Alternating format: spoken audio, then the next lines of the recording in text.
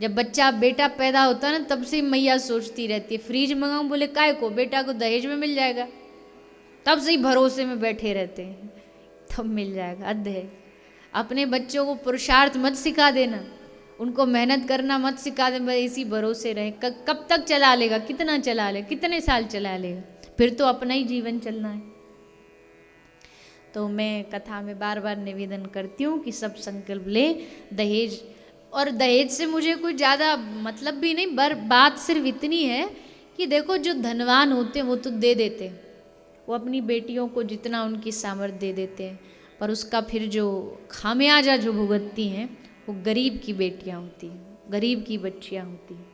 जब उनको उनके पिता देने के सामर्थ्य में नहीं होते, फिर उन्हीं बेटियों को दहेज के लिए मारा पीटा जलाया जाता है। और ऐसा मुझे लगता है कि भ्रूण हत्या का एक सबसे बड़ा कारण ये दहेज ही है। क्योंकि घर में अगर कोई, कहते हैं दुनिया की सबसे जो पवित्र ममता होती माँ की होती है, लेकिन घर में मारने वाली भी तो माँ ही होती है। उस समय वो माँ अगर उस पेट में घर में पड़ी बालिका को, बच्ची को मार रही है, बेटी को मार रही है, क्यों मार रही है?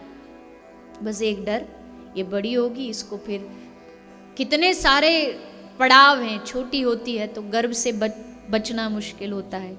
गर्भ से जैसे तैसे बच्ची बच जाती है तो फिर उसको संसार में कुछ ऐसी कुदृष्टियां हैं, ऐसी गंदी नजर हैं जो उसको जीने नहीं देती।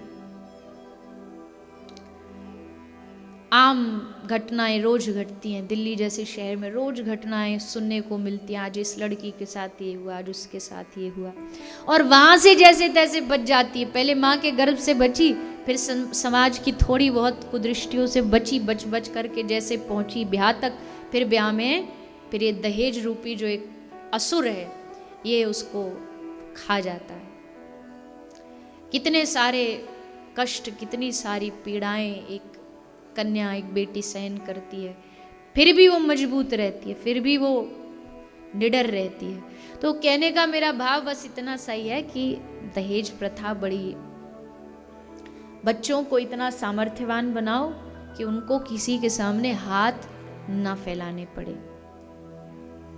और शादी ब्याह में भी खर्चा जितना होता, मैं कह दूं कि मत करो तो वो तो आप मेरी मानोगे नहीं, करोगे तो अपने मन की ही। तो चलो कोई बात नहीं, आपका पैसा, मेरा क्या हक, कुछ भी करो, पर इतना तो निवेदन मान सकते हो कि जितना पैसा आप बेटा बेटी के ब्याह में शादी में लगाते हो, केवल उसका 10वां भाग, और भी अगर आप कम करना चाहो कर सकते हो, पर 10वां भाग आप किसी अच्छे सेवा कार्य में लगा दीजिए, किसी अच्छी जगह लगा दीजिए। कहीं कोई बेटी है जिसका ब्याह में नहीं हो पा रहा है तो आप वहाँ थोड़ी मदद कर दीजिए। कोई बच्चा स्कूल की फीस नहीं भर पा रहा, उन बच्चों को आप दे दीजिए। कोई अनाथ आश्रम है, वृद्धाश्रम है, गौशाला है, कोई भी ऐसा सेवा कार्य हो रहा, आप वहाँ थोड़ी सी उसके 10वें भाग की मदद कर दीजिए। फिर देखिए आपके बच्चों का भविष्य अच्छा हो जाए। जैसे आज कहानी सुनाई,